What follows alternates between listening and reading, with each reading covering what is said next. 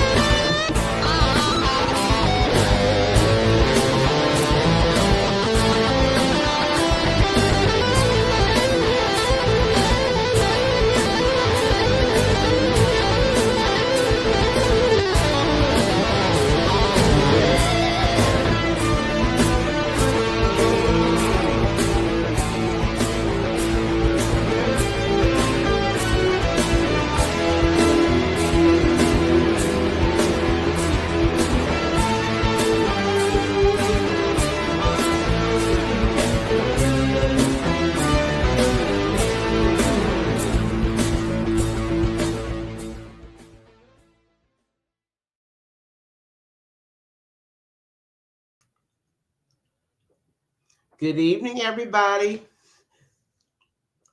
And here is the captain, and we are live and ready to go.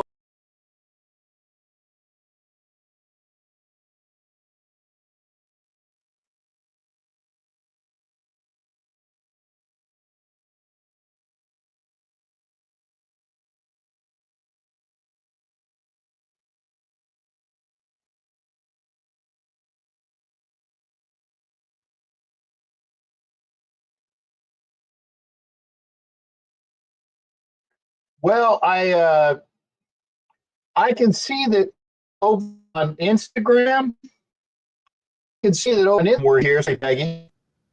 Oh.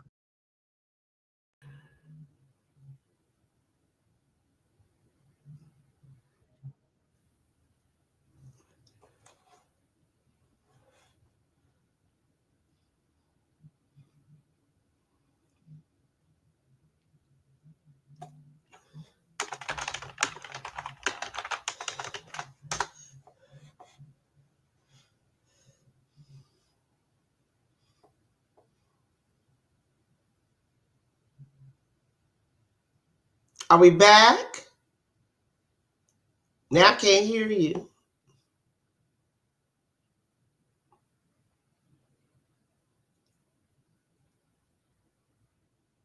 Still can't hear you, Captain.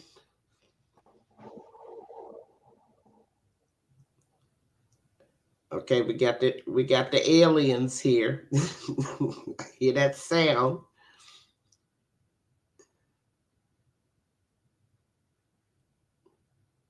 Sorry, folks, just one minute while we correct our technical difficulties.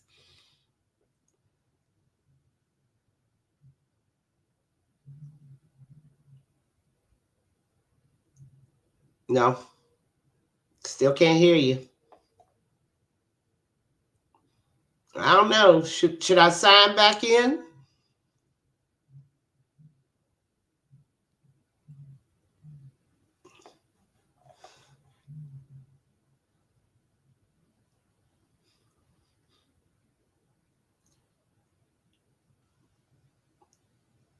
Sorry, folks. What I was saying, I'm talking to you. I know. We need to hear the captain.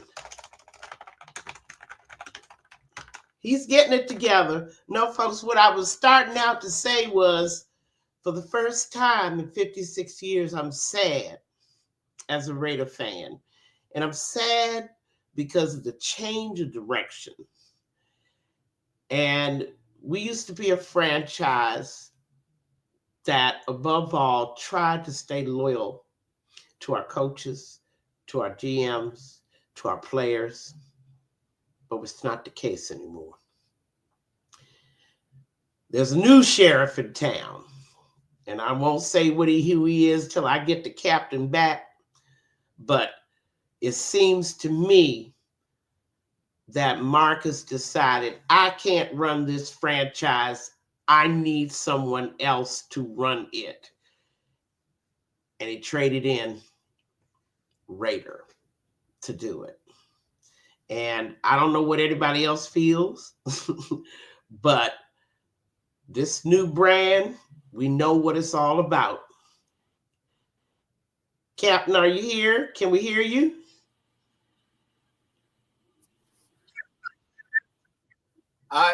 Can you hear me? Now we can hear you. Can you hear me? Yep. Yes, we can hear you well. And I told the audience that I was not going to talk about the new sheriff in town. Okay. Yeah, there is. There's a lot of lag here, so I don't two screens up. I apologize. Go ahead, Peggy. It's going to be a rough one tonight. I'm sorry, but that's okay. I framed a discussion for you because that's the first thing off the top of the hour we want to talk about. The Raiders of the 21st century and its identity. And let's put this in the context of where it is. Mark is 69 years old and childless. Okay? He goes, who gets the franchise? I'm sure this has been a discussion in NFL rooms all across the country. Who takes over the Raiders when Mark Davis is gone? Okay? And here we have enter a person who has just as much experience as Mark has in running a franchise, running a front office, running a coaching staff, running a draft room, running a scouting organization, being a scout, being a drafter, and that's zero. But nevertheless, people believe that because he was a championship quarterback, he takes over. What I don't like is the cutthroat mentality that New England will just, bodies in the way, we'll just toss them aside. We'll use anybody we have to use to get in the way. And I wanted you to talk more about the feel of the organization right now, because it's nothing that I recognize, and I know I have to get used to it. But what are you thinking, Captain?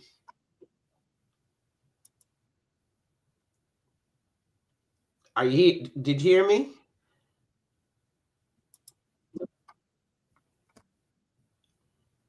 Oh my goodness, we lost you again. Did we lose you again? Yes, it can be worse, Jay. And I honestly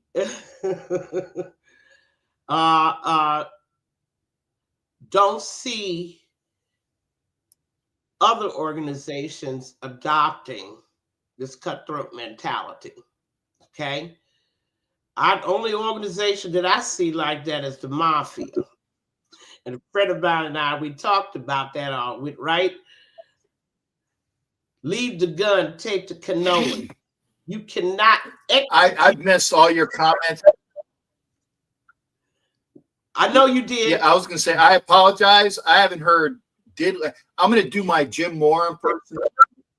I didn't hear. No. My spinning circles of death are so bad. I didn't hear Dismar. I didn't hear Ridley Pooh, other than the fact of the only organization that's like that is the Mafia. I seem to have gotten it to a point where I can hear you and the lag is not as bad. So hopefully that will go from there. I got rid of all the screens other than the Instagram. And I say thank you to everybody here on Instagram. Thank you to everybody that's here on Facebook and YouTube and Twitch. This will be thank you. I know people better are saying then, born like I said, of our it was go ahead. It was like being in a suburb. You're still fading in and out on us, Captain. I mean, listen, I agree with people that think it's emergency, but born of desperation is despotism. Okay. And this is something we are so starved for something to change that we will take anything. And that's not Raider either. Raider is smart. It's strategic and it looks out into the future. Most of all, it takes care of its players. Right now, what must the players feel? You've been here 3 years as a Raider player. You've had 2 head coaches, 2 GMs going on, getting ready to get your 3rd. You've had 4 OCs, okay? Luckily, we've only had 1 defensive coordinator, the only stable part of our organization. But what must the players think? See, we're always thinking about it as fans, but think about it from a player point of view. What are you thinking right now? If you're a guy looking for a new contract, or you're a guy trying to break into a starting spot in the roster, what are you thinking right now? You bet what you're thinking right now. Do I have a job this year? That's the only thing you could be thinking. A new coach, a new regime, a new GM is going to bring a new system, a new set of priorities, new sets of expectations. Everything you knew is out the window. Everything you thought you could count on is out the window, and you can't trust nobody right now. You can't trust anything anybody has said to you last week, last month, last year. Okay? That's all gone now. You're a player sitting up there looking at that. Captain, are you with me again? Or are you still getting a delay?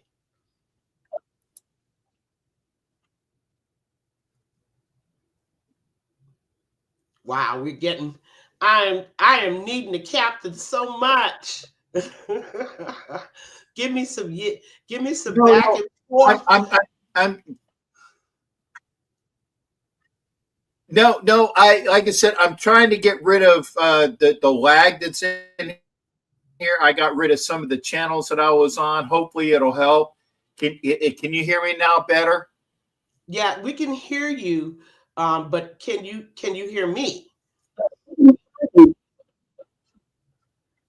Oh yeah, I can hear you quite well. Talking about people that are wanting to know if they have jobs. It's a new regime. All of the players that are may or may not come in here. What are they thinking? Totally agree with that. And it's something that, well, Peggy, I do remember that we used to remember the Al Davis 2-step, one at the end of the career. Now, granted, Madden had all of those years and Flores had all those years, But then after that, it was Al was doing the tango. 1, 2, fire. 1, 2, fire. And so that was one of the things that we grew up with as Raiders fans. And, maybe a coach gets 2 years and they're gone. Now it's not even that.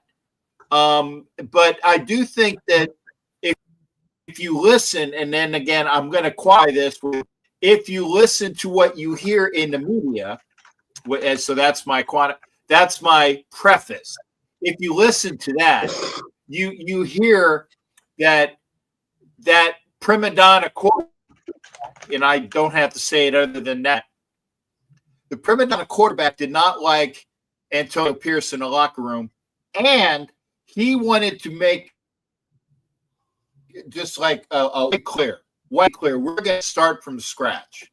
So what he did was he got rid of Pierce, he got rid of Telesco. He burnt it downtown with some of the foundation. Even actually, I guess it's just a foundation in place, and he's going to build it up that way, and we'll see what's going on. Which is, and it's different in the fact that Al used to bring in coaches, and he would say, "Okay, here's our new head coach, but by the way, here are 3 guys on your staff that you have no say in keeping. We're going to keep them because they're my guys, and you're going to deal with them." That's not happening anymore. So this is something that's very unique in Raiderland, is that there is, to my knowledge, the new regime that's going to be named can name their coaches, can name the scouts.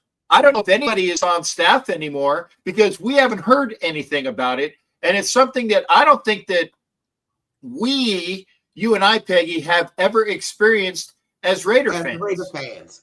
The scorched earth policy. That's what I call it. Scorched earth. Tear everything down. When is the last time we saw something like that? I'll tell you when it was. It was when Josh McDaniels came as head coach. Tear everything down and rebuild it. How? In my image.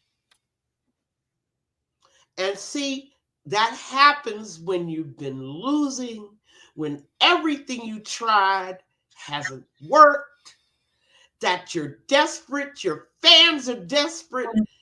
You get to that place where you say, bring me anything. But that ain't Raider. And I'm here to tell anybody, if they think it's Raider, it's not. We've been down before, but we never gave up our identity. We never let someone else from the outside come in, burn everything to the ground, and say, okay, I'm going to rebuild it my way. But maybe we should get ready. Because as I said at the top of the hour, Captain, I don't know whether you heard, Mark ain't going to be here forever. And the NFL has got to be looking out to see who's going to take over the Raider franchise once Mark is gone. There's still a little bit of lag. Did you say that was Gruden that did that, where everybody was gone and he built? No, McDaniels. McDaniels was the last scorched earth guy. Came in and ripped the offense completely apart. Everybody that was there when he got there was gone when he left. Okay, yeah. So I didn't hear. And that's the same mentality that I believe Brady is bringing to the entire franchise. That mentality that says everything got to be burned down to the ground and rebuilt. How? In my image. What I think should be happening. And that's the New England way. All the way. Why do you think it's not exportable, Captain? Yeah, and I'm looking at some of the comments, Peggy, and I think that what they're talking about, Yeah, what they're talking about is that we're on this search for GM, and I really think that it's going to be predicated by who is the head coach.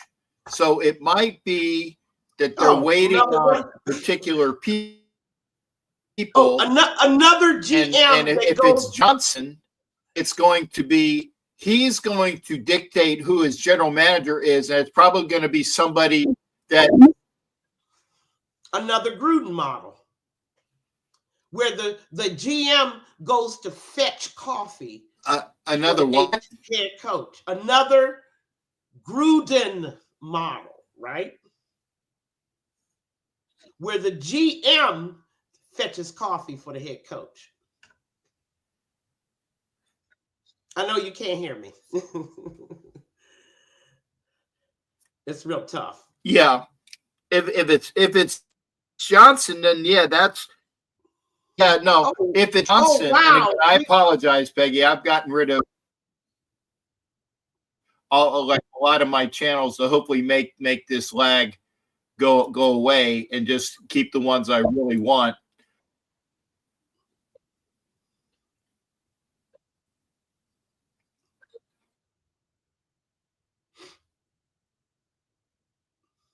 But what I want everybody to just reflect on, just reflect for a moment on what we are actually seeing.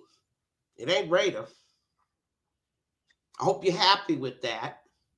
And I hope it brings us a winner. But we've seen this before, been there, done that. We have done the head coach selected the GM. Have we not? Haven't we done that before? And what in the world does Ben Johnson, who's never been a head coach, he's never been a head coach before. Why would they give him? Well, we did it with Gruden. We did it with McDaniels. The other ones had people that we've already done that model. Why would we let a guy like Ben Johnson? Right. Ben Johnson's never been a head coach. Why would we let him select the GM? That makes no sense. That sounds like clickbait. I get it.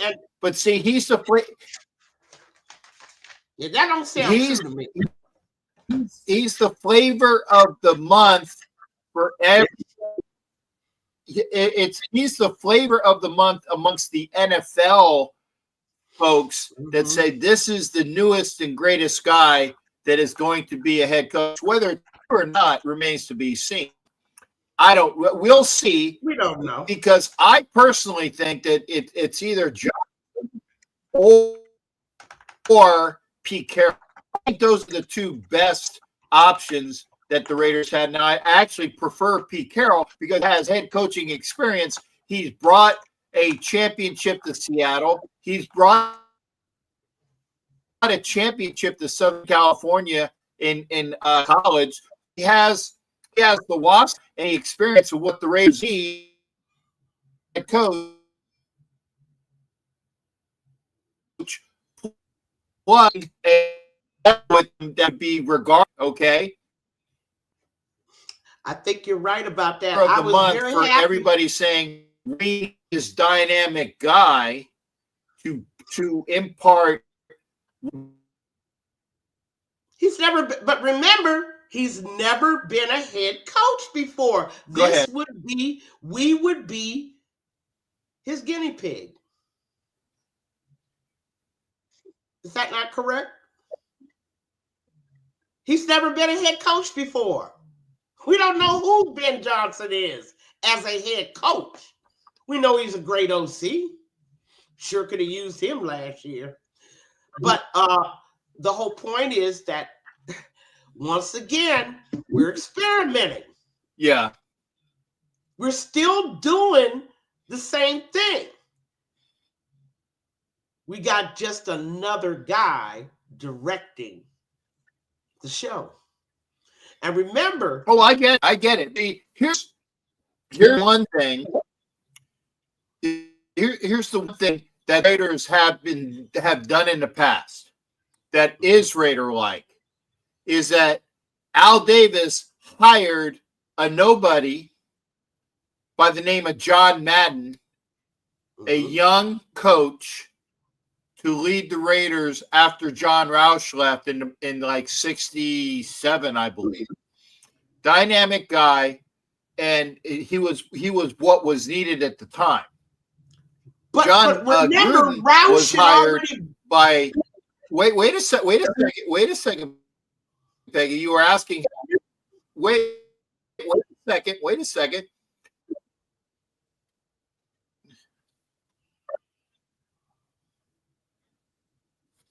I can't hear the response. This is something that the Raiders are not afraid to go out and they have the FU quality of, we're going to do it our way. We're going to hire somebody who's young and dynamic, a la John Madden, a la John Gruden. Okay, so they're going to go that route. And if you believe what the press is putting out, that, and again, this is if you believe what the press is putting out, that the only reason why Johnson even had an interview with the Raiders was because of TB12, which makes sense, because I don't think if I'm Ben Johnson, I want anything to do with the Vegas Raiders unless a certain quarterback reaches out to me. So we'll see if that happens. Personally, I want somebody that has done it before.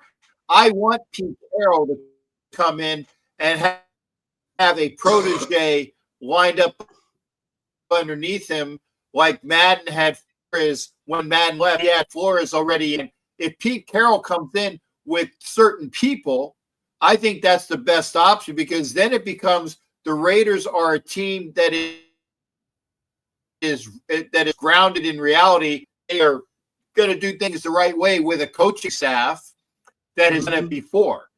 But the flip side of that is the Raiders are going to be the Raiders, and they're going to bring in somebody that is going to dictate what's going on. Now, granted, Madden didn't dictate to Al Davis who his coaches were going to be, or who, obviously, that Al Davis was the GM. Gruden didn't do any of that. So this is a new dynamic in that respect. I'm just waiting to see who it is and when. The longer it takes, the more F the Raiders are going to be, because you really need to have a coaching staff in place at the earliest possibility, so you can go through the vast changes that need to be done for this program. And Pete Carroll is available right now. Robert Saleh is available right now. Bruce Arians is available right now. Those are guys that I'd love to have on staff if you don't have Pete Carroll there. Get somebody that has friggin' experience and get somebody that can do something. I'd love to have Robert Saleh if Pete Carroll doesn't work out. I'd love to have Bruce Arians if Pete Carroll doesn't work out. But we need to do this. We need to do it quick, and we need to have somebody that has that is recognized as being a true head coach that can bring people in. That's just my opinion. Well, let me change the subject, and I know you can't hear me for just a second.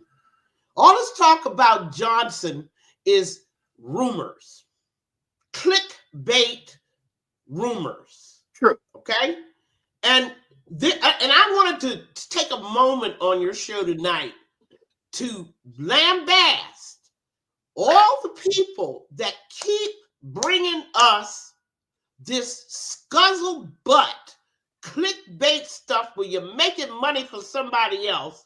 And I want to call out certain publications that you guys need to watch. They do nothing but spread rumors. They have no sources. Bleacher Report, SB Nation, Deadspin, Sidearm, Sports Skeeter, okay? The Score, Yardbarker, Sport 360, Sideline Sources.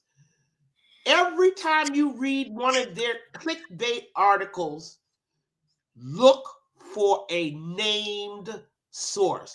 There are none. Whenever you see something that's reposted from Twitter, look for their source. Stop carrying these rumors. Stop living and dying on what you read from this garbage, this network of garbage that just keeps spreading rumors and keeping people all up in the air. I don't know anything about Ben Johnson. He's still working for the Detroit Lions. Okay? Everything that we hear is not the truth, my friends. And you need to start being aware of people that are inventing sports news just That's to right. make a buck. They're just trying to make a buck off of us. Okay? And I just want to take time to talk about that. I don't believe anything I hear anymore. Unless the team confirms it, I don't believe nothing. It's as simple as that. And going back to Captain, what you said about Pete Carroll, I was very happy to hear about Pete Carroll. Now, the first thing out of a lot of people's mouths, per the clickbait media, he's too old. But what's your response, Captain? He's too old. Yeah. 73. He is 73 years old. But I take Pete over. Well, I'll tell you what. As a old person, okay. Now, granted, we know that you might be on the high side of 30, maybe on the high side of 30 at that, okay, and maybe 35. So, because you're a young, dazzling lady, and you don't show your age like this old bastard here. I don't care. I don't care what the number you are on from your birth certificate. It's how you feel, how your health is mentally and physically. Mm-hmm. Now, if you go by physical health, that counts me out because I'm hurting physically, but mentally, I'm better up here than some of these young bucks that think what the hell is going on. And I've forgotten more shit on purpose than they have known to grasp in reality ever. Okay, fuck. I gotta say, fuck people that are ageist. Okay, and Pete Carroll can do the job at his age. Okay, high people. If Bruce Arians, who has heart issues like I do, wants the job, hire Bruce Arians. Okay, I don't care what it says his number is on the age. If the guy can do the job, I'm all in on him. Ben Johnson, like I said, would be a nice capture, but he does not have any experience. Okay, and if he comes in and wins the Super Bowl for the Raiders, so be it. But I don't want to hear I'm going to, again, do my Jim Moore. I don't want to hear diddly poo from anybody talking about age. What? I don't care. Okay? It's what you do that there's not what effing. All right, Captain, I want to switch gears because we promised the Raider final report card. Right? Peggy, if Mark, if by the way, wait, if Mark was doing his due diligence, he would let you and me be a 10 head coach and GM, and you pick the job, I'll do the other one. I mean, if you want somebody that's going to do something and get things done, even though we have the experience, we have knowledge, and we can do it. Available. We're available too, but that goes without saying. Go ahead, Peggy. I cut you off. No. It was time for us to do the promised Raider report card. You got it. All right. And I want to start right away. Easy. I know. Sure. I want to start with the Raider offense. Give me a grade. Offense? Oh, okay. Offense. Final Give me a grade card. on offense for the year. For the year. Whatever the lowest grade is. Okay, for final report card, whatever the lowest grade is with a plus on it, because we have the book. So if the lowest grade is an F, we got an F plus because we got the greatest tight end in football. So that gives it a plus. Go Nutty. He's like a B for Brock.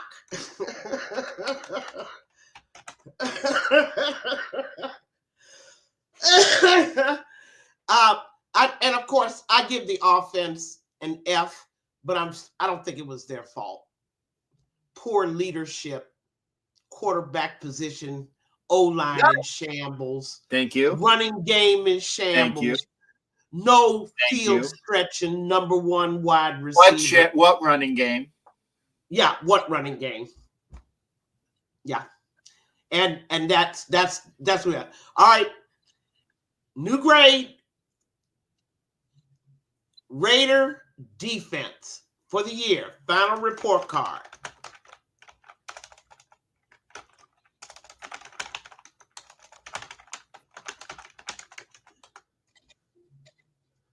Peggy, you're going to have to say that again because I didn't hear any of that. Raider defense for the year. Final report card. Oh, Raider defense. Okay, thank you. I thank you for typing it because it'll be better. Raider defense for the year. Yeah.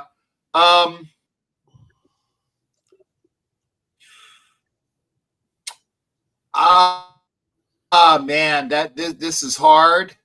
They were in a lot of games only because their defense was there.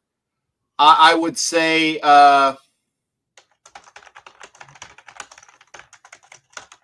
C-, despite that there were a lot of injuries. C-. C-. And I'm going to actually give them a B. And the injuries and still maintaining a certain level of performance. I mean, when Wilkins went down, there went our dream defensive line. Okay? Remember, we had all these dreams about how our D-line was going to be hurting people. Max was going to have 15 sacks with Wilkins present. And then the bad news started coming in waves, okay? And that, to me, I always believe, and I'm sure you do too, Captain, a defense begins up front, not the secondary, up front, okay? But I'm still going to give them a B. Because a lot of those young guys, they stepped up, especially in the secondary. I mean, poor little Decameron Richardson, he didn't even know he was going to be out there, right? Oh. Go ahead, Captain. I mean, think about the young guys. I get what you're saying, but yeah. Well, that's what I was basically lead into.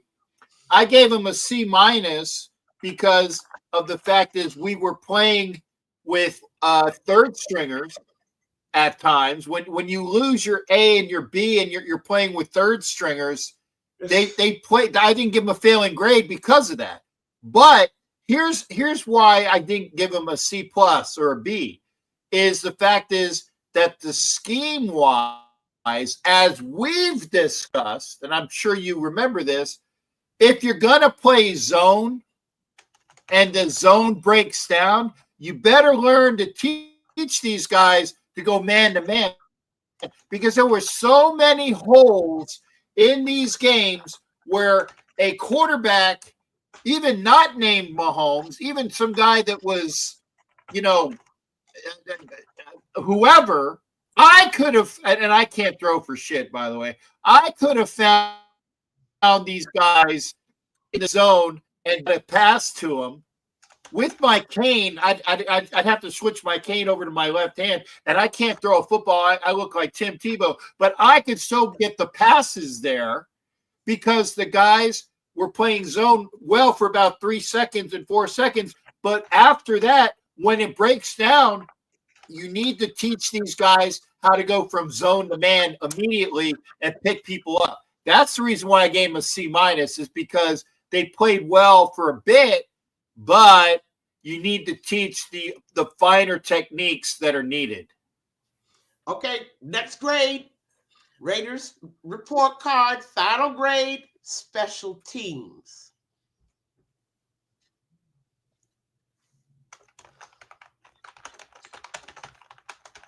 Was that special teams that you said? Special teams? Yes. Special teams. Okay, thank you. Yeah. I'm gonna say fuck, they didn't get the goal. I'm watching the Flyers over here as well. I would say for special teams, Mm-hmm. other than Carlson missing once or twice, He did a lot. I would say B- overall. The punt coverage was decent. Mm-hmm. Overall, Gazana says it depends on what game. I'd say like B-, C+ special teams.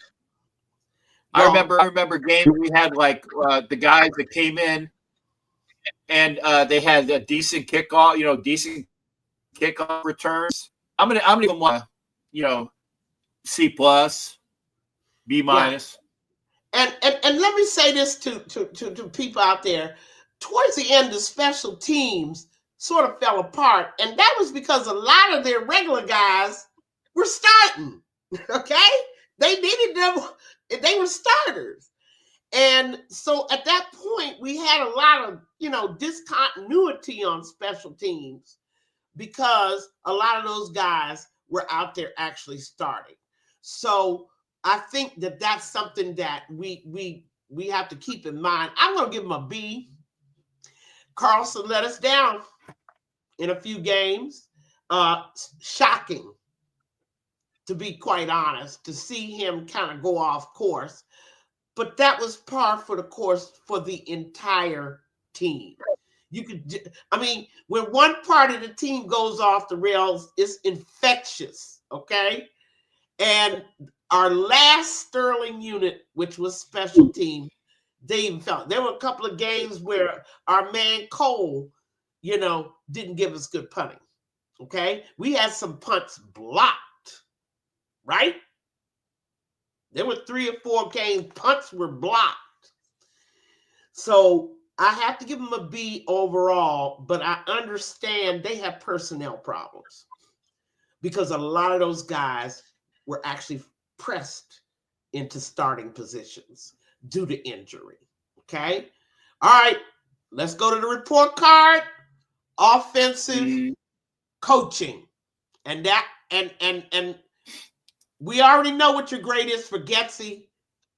Give Turner a grade. Let's give Turner a grade.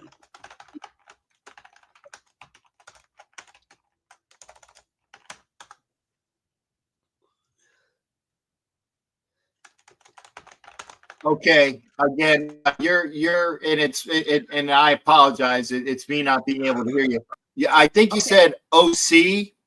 And we're gonna just let's give Turner a grade. Right? Let's give Turner a grade. Scott Turner.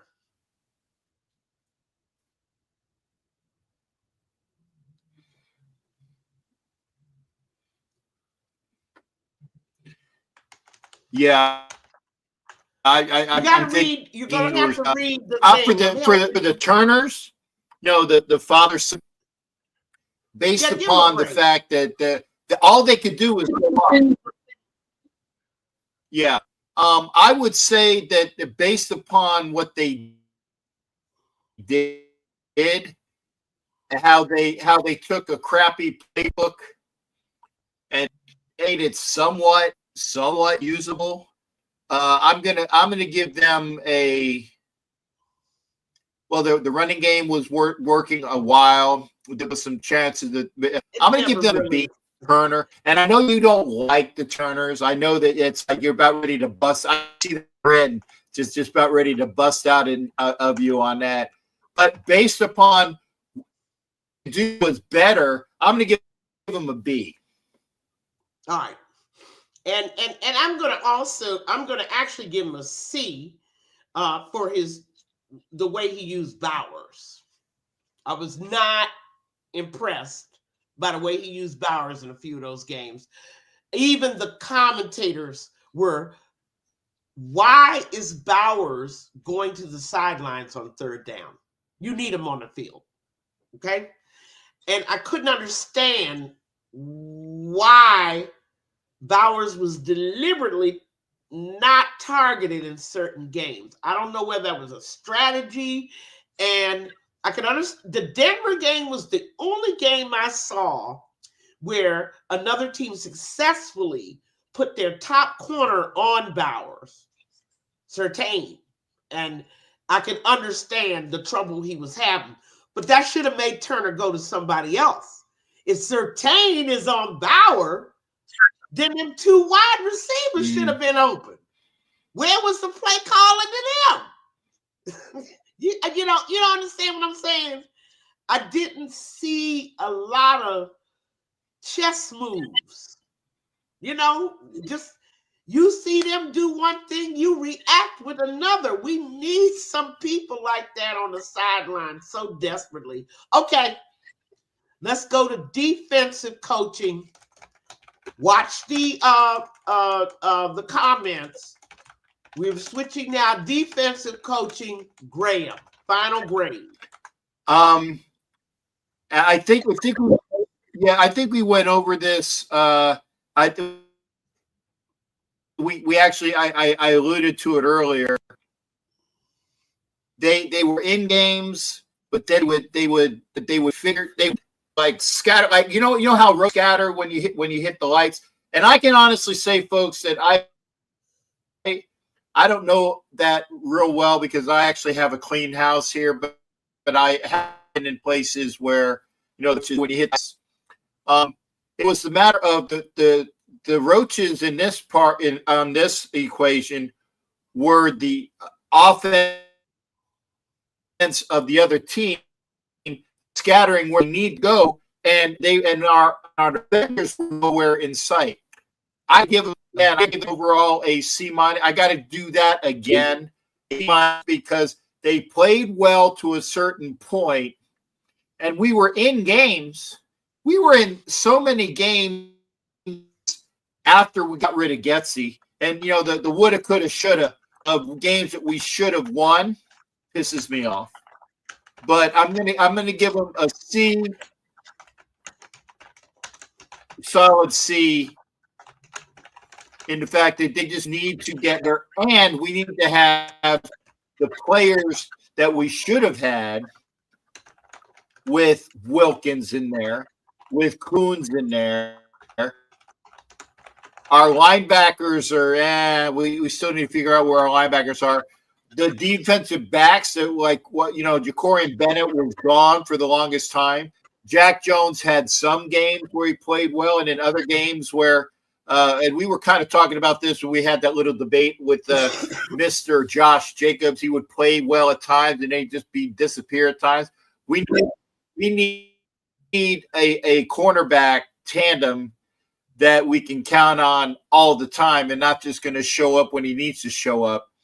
I'm thinking again, just a C with the preparation. And by the way, folks, Graham is gone. He's gone. That defense that we've had for years under Patrick Graham, which has ascended to a somewhat decent area, he's gone. So there will be a new defense coming in, and we'll figure out how that's going to be with the guys we come in staff wise. So that's going to be something that is another unknown for the Raiders upcoming. I mean, one of the signs that I knew that something was afoot, and I knew Pierce was gone, was when Graham would not sign an extension. Okay? The extension was offered to him, I understand, last season, and then re-offered to him again at the beginning of this season, and he left it on the table. That gave me when I found out that by December it was still on the table, that let me know Pierce is gone. I did not know Telesco was gone too. That was what left me speechless. But Graham, can't blame him. There's no way he could trust anybody in the Raiders organization that he would have a job. Okay? He had to start looking out for himself. And I can't blame him. I'm sad to see him go, but you knew that if there was going to be a new head coach, he was going to bring his own DC. You better believe that. And that's why I'm saying to all those people that are all hopeful, oh my God, it's Brady. He's going to fix this franchise. He better be right. And whoever he chooses to be the next head coach, they better be right. Yeah. Okay. Now I want to go to the final report card grade. Okay. For head coach. And that's AP, who has departed, but that doesn't necessarily reflect from the beginning of the season to the end of the season. Did it get better? That's looking in retrospect. And I know how you felt about the guy, but what do you give him as an overall grade? Right away gives him a D. That's probably about right. Okay, again, I that's kind. Yeah. That's kind. I'm sorry. Just give him the F. No, you don't have to explain. I'm sorry. I'm sorry. I give Antonio Pierce. No, I given him an F, because if you go from the beginning of the year to the end of the year, the way that he and again, I don't fault him for it, because he did not have and he was left out because whoever was supposed to be in his ear, these head coaches supposed to be helping him out. I don't know where that help was, because he just did not have what it took at the time that we needed it. The overall wherewithal of what we need to do and at what time, calling unnecessary timeouts and not doing things after them. The game presence of what you need to do. And I'm sorry, I don't even see anything in his hands. To like, maybe, hey, I need to check on this or whatnot. Maybe that's not his way, but I just didn't feel good about that. I always like to see a head coach with something, like even a rolled out, like old Hank Stram used to run. Even, just to let me know that he's involved with the game as it's going on. And I didn't see that. And it's unfortunate, but I think his one of the reasons why the prima donna let him go, because he didn't see any improvement from the first game through the last game. He didn't. And the one thing is that I give AP, and this is where I love AP.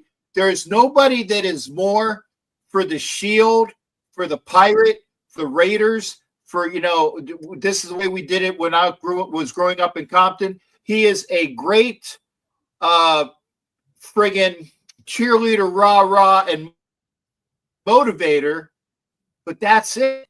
That's it.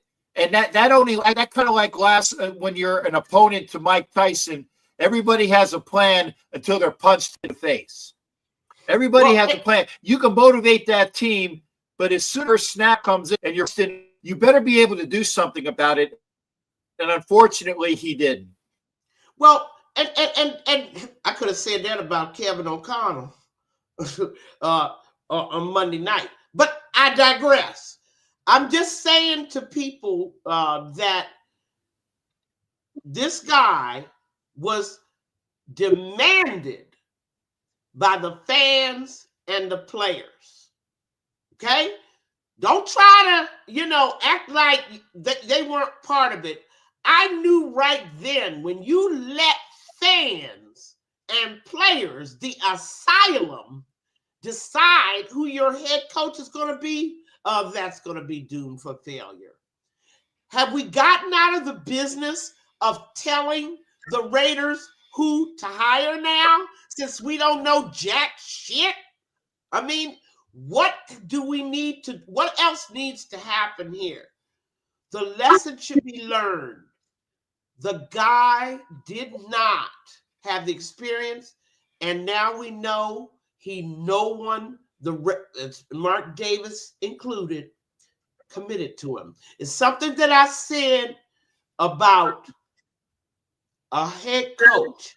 It's not only a rah-rah job and, like you say, an X's and O job and a getting the staff to help you win.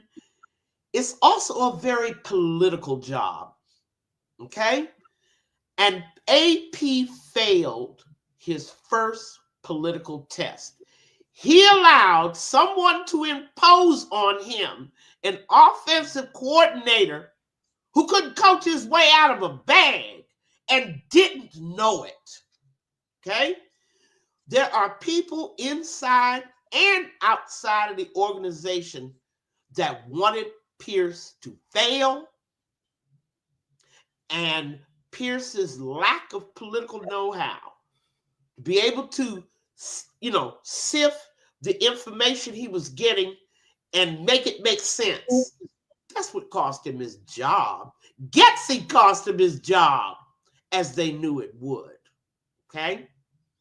They knew Getsy wasn't fit to be an offensive coordinator. Who didn't know that? But yet and still, Pierce didn't know. He didn't know enough to scream and shout and holler and say, oh no, you got to bring me somebody else. He didn't think he had the clout. There are people always conspiring, even for Pete Carroll, even for Ben Johnson. You got to know there are people inside and outside the organization don't want you to have that job. For whatever reason, Pierce failed that test, and he paid for it with his job. Okay? I've seen plenty of guys come in, not lacking experience, but I've seen plenty of greenhorns come in. When I first saw Pete Carroll with the Jets, come on, Captain, help me out. Way back, let's go back in the Wayback Machine with the Jets. I thought he didn't know jack. No, I'm trying. No. By the way, that is the name of the show tonight. Normally on my Thursday, you don't know jack about sports, so you got the show on the right, on the name of the show on the right day, which is good. I'm trying to follow you with all of the lags, and again, I understand that, for but people I'm asking talking about is shitty Wi-Fi internet today, and it's unfortunate. But I'm trying to walk through your words just coming in. But yeah, he was set up. He was set up for failure. But he set himself up by not understanding the political environment around him. He should have known from the time that Marcus, he brought in Coughlin, he brought in Marvin Lewis, he brought in Philbin, he still had Rob Ryan on staff, but they didn't help him. No, they didn't help they it. were I don't in the know right positions. what to say other than that is that, as we know, as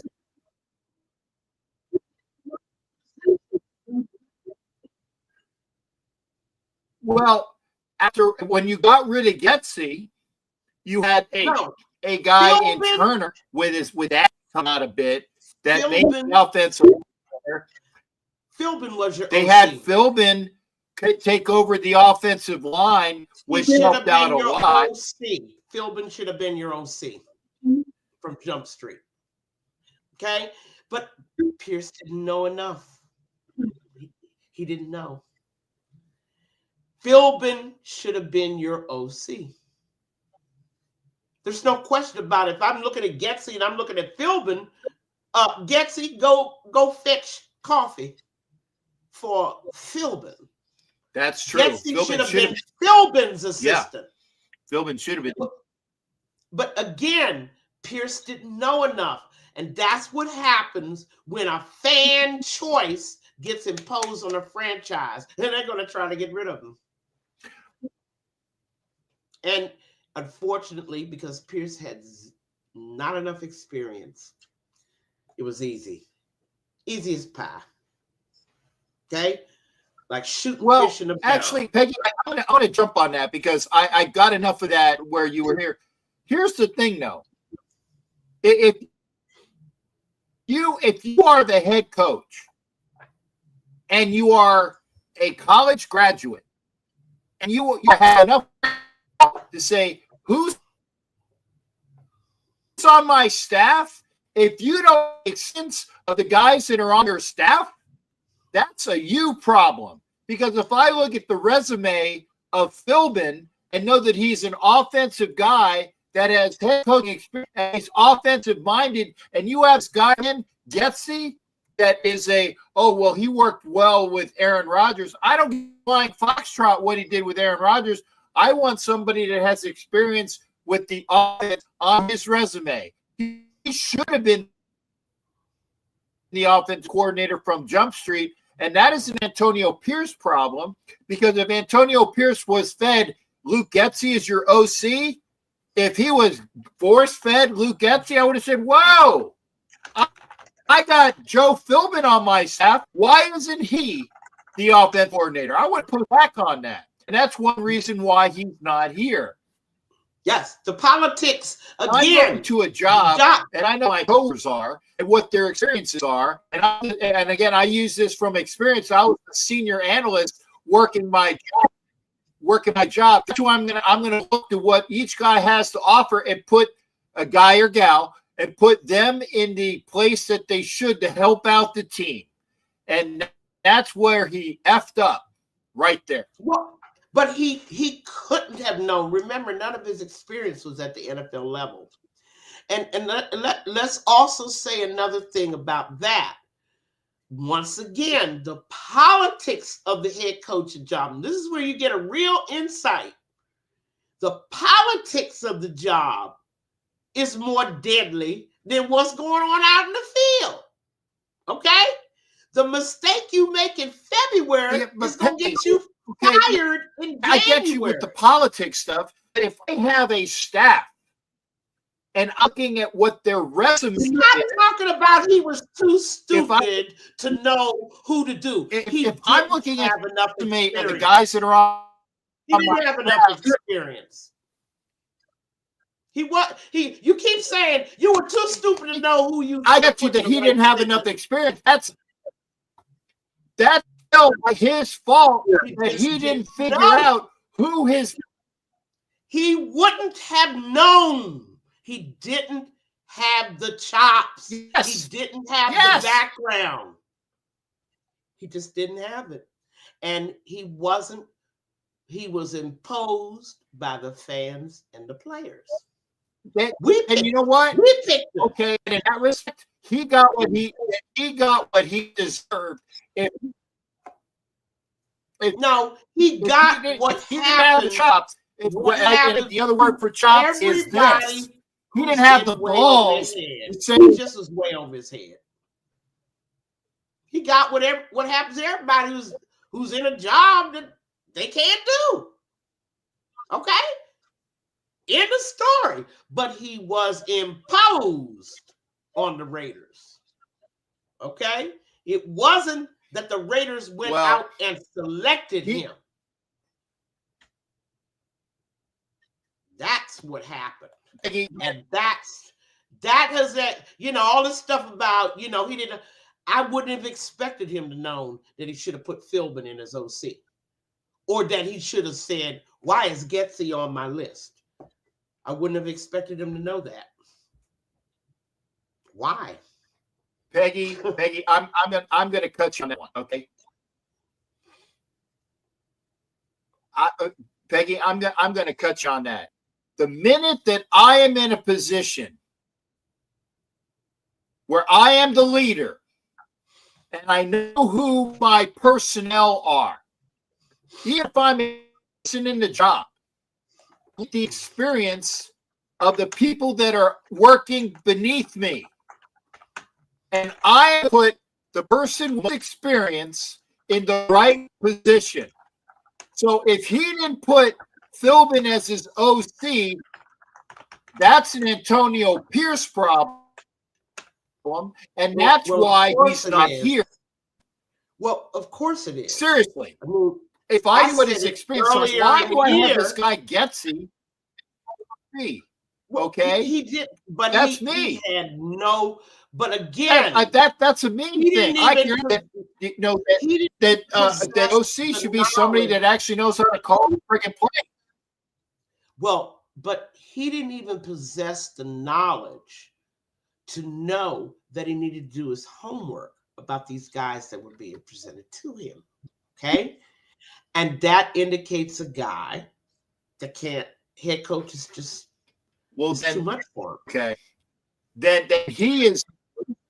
Yeah. As far as it was too much for him. If you gave me that, and I'm very honest here. If you gave me the job of head coach, right? Say, Captain Jack, you are the head coach of the Raiders. I would have done better than Antonio Pierce with the same amount of zero experience, because I would have put the right people in the right places. And by the way, I would have studied my ass off on game situations so I wouldn't look like a fucking knucklehead when the time came to make the right decision. Now, granted, I wasn't going to make all the decisions right all of the time, but I would improve. And that is why Antonio Pierce is no longer the head coach, because if he can't figure it out, then he has no business being a head coach in the NFL. And I see clickbait that the Tennessee Titans allegedly are looking at him for head coach. Well, good luck with that. Well, because you know what? Unless Brian, he gets better, let me say this. And we're gonna get into this over the just the whole characterization of how a guy who gets in over his head, okay, and depending on the organization that he's with, either they support him like a Brian Dable with the Giants, in way over his head. Okay? He's been making stupid decisions from the day he got that job. But he's with the Giants. Okay? They're going to back him. Yeah. They're backing him for another season. How stupid is it to take a quarterback that is struggling, not make him better, even though you're an offensive guy, then sign him to a long-term contract, right? Don't get no O-line for him and then declare him a failure in the middle of a season. Get rid of him. How stupid is that? Okay? I'm not going to call Brian Dable a stupid man because he made a stupid decision. But there's a whole lot of dumbasses out here in this NFL, okay, that are posing as coaches. And if Pierce wanted to pose for a year, let him. I don't have anything but see you later. I'm not going to send him off, questioning his intelligence and all that kind of stuff. The guy just was at the wrong job. So is Brian Dable. But he gets another year, doesn't he? Okay? The dumbness with Jones was just classic. Okay? The team starts off the 2023 season 40-0 loss Hey, Peggy, to the Cowboys. again, crappy internet. And they never get better. I mean, no, I blame Dable. He was the offensive guru who was supposed to make Jones into a quarterback. He didn't. But he still has a job, doesn't he? Going into his fourth year. Well, he's changed offensive coordinators. The Giants organization. He's changed the Giants. Okay, he's changed the offensive line coach 3 times. He's changed the defensive coordinator at least twice. Ain't been there but 4 years. Okay? That's a guy that don't know where to put his personnel either. But he still has a job, doesn't he? See, you can't look at every situation. One thing the Giants don't have is a prima donna core in their organization. Wait a second.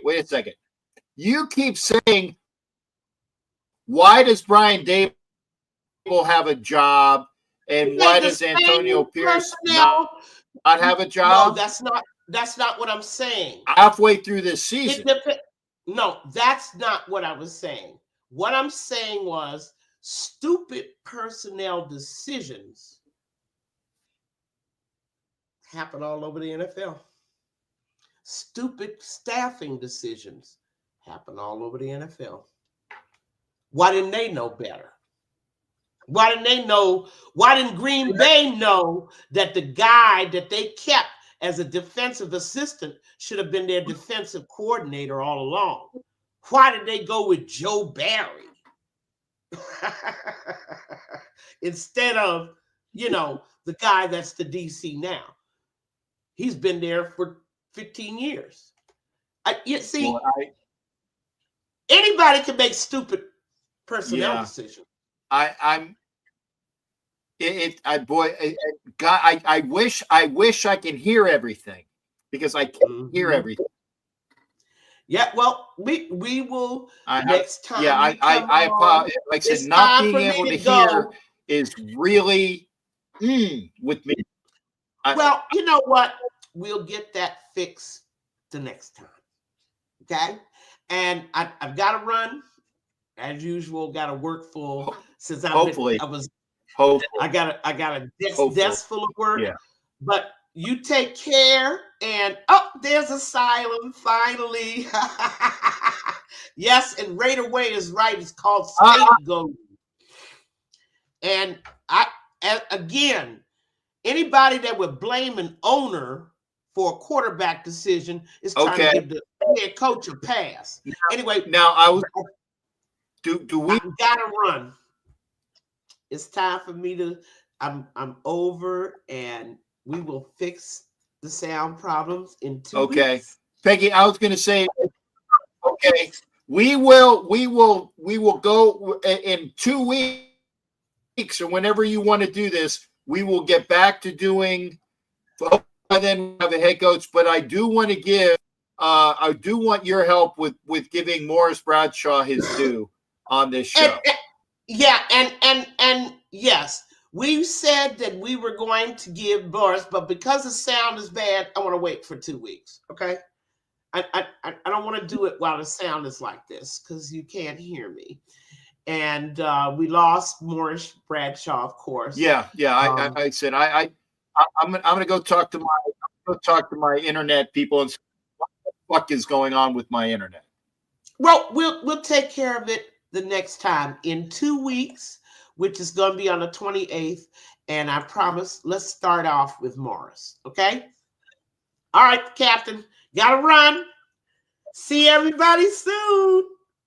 Bye. Okay. Hey, Peggy, one thing. Peggy, hopefully you can hear me. I will be in Kansas in 2 show based upon, well, hopefully I'll get with Peggy on this. I will let you guys know that in 2 weeks on the 28th, I will be in Kansas working. Remember, I had that part-time job, and I know that at least I don't have to. You guys can hear me. It's upsetting. It's upsetting that I don't have that I can't hear Peggy because, it's upsetting. But in 2 weeks, I will be in Kansas working. I do not know what my schedule will be. In 2 weeks, I will be in Kansas. Hey, I got good Wi-Fi, allegedly. I guess I'm going to have them come out and find out why the fuck there's a lag. I don't know. I pay for good Wi-Fi, but apparently I don't know what the fuck. I mean, I can. You guys can hear me right now, and I don't know why it's as horrible as it is. Anyway, in 2 weeks, I'll be in Kansas.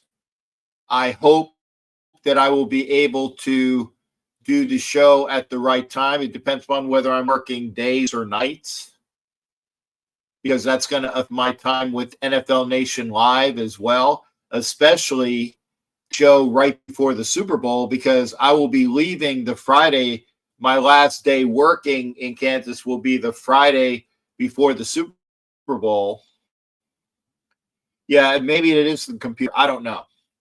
But I'll work. In fact, I'll call up the Geek Squad and find out why the fuck I have that. I don't understand this. But anyway, I thank everybody that's here.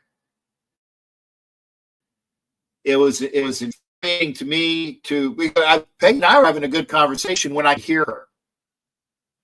But I'm sorry, I can't say from here. Hopefully, I will be able to. I will let Peggy know what my status is. But thank you for being here. I thought we had a decent conversation with all those. I'm saying everybody that Mikey Cerna. Okay, thank you for being here. Black Thanos, Mark Durka, and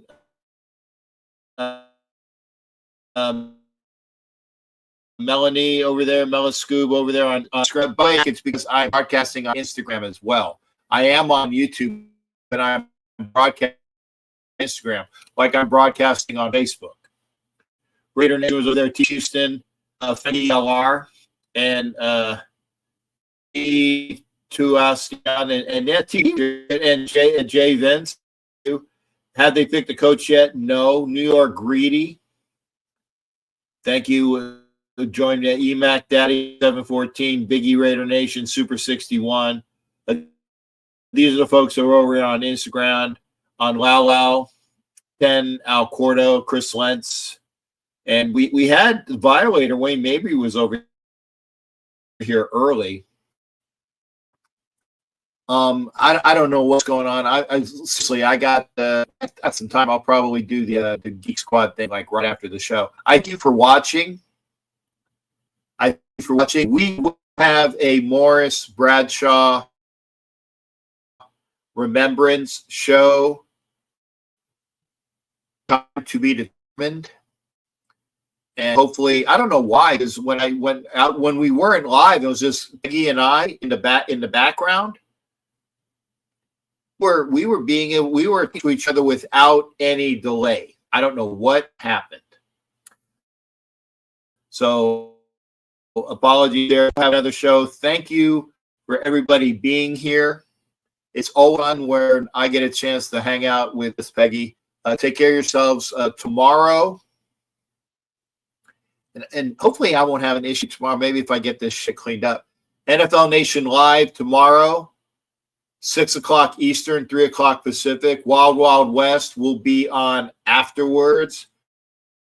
I don't know if Jack Kenna is doing his dancing recital thing, but I'll try because that's fun when the only team going to be on further is that team, the Smugs, where we want them gone.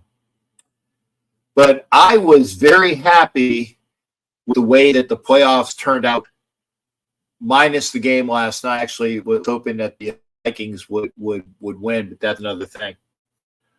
Jack Kennison tomorrow. Good, Jack. Thank God. Because again, I'm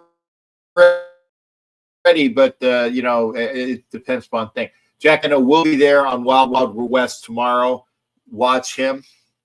And then Thursday, I will have the show.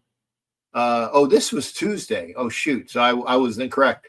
You don't know Jack about sports will be on Thursday at the regular time, 9 o'clock Eastern, 6 o'clock Pacific p.m. And then we go into another weekend of playoff football. And maybe, hopefully, here, let me do the double, I hope. Hopefully there will be one less team that most of the crowd despises that wears red will be gone. But we'll see. Again, thank you, everybody, for being here. We will see you tomorrow, NFL Nation Live, 6 o'clock Eastern, 3 o'clock Pacific. Wild West, 7 Eastern, McKenna, 7:30 Eastern, 4:30 Pacific. We'll be holding down the Raider Nation there. And until then, and then obviously 9 o'clock Eastern, 6 o'clock Pacific. The regular, you don't know Jack about sports. Come on in. Maybe I'll have my fucking computer fixed by then. But until then, take care. Always a pleasure. Thank you for being here. And like, share, like,